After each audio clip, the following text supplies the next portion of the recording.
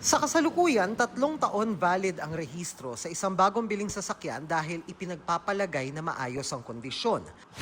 Pero sabi ng Department of Transportation, dahil marami nang may 5 taong warranty at 5 taong alaga sa maintenance ng kasa, iminungkahi nito sa Pangulo na gawing 5 taon na rin ang validity ng rehistro ng mga bagong bili.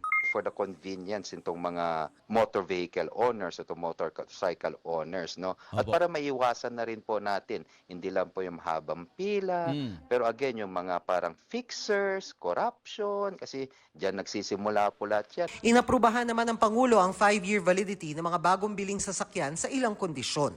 Sabi ng ating Pangulo is to ensure the roadworthiness Opo. ng ating mga itong bawat sasakyan. Opo. Kaya kami naman po sa DOTR, maglalabas kami po ng department order within the week.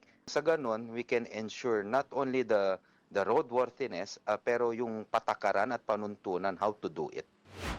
Binabalangkas na ang panuntunan para dyan na inaasahang makakapigil sa katiwalian at makakabawa sa pasanin ng mga nagpaparehistro.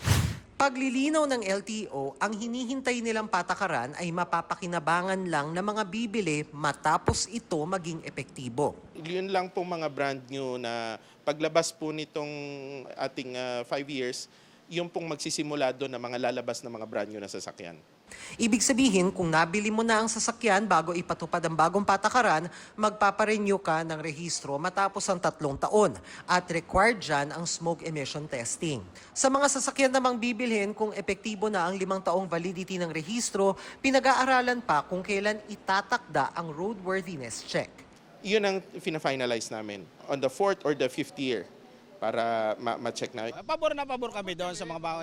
Sana madamay naman yung yung kagaya namin yung lumang modelo. Kahit 3 years ulit, wag lang 1 year para makatipid naman kami. At saka ang dami kasi pag pumila ka ngayon, hindi agad nakukuha, babalik ka na naman. Sana kahit kami 3 years, sana kahit 3 years ulit.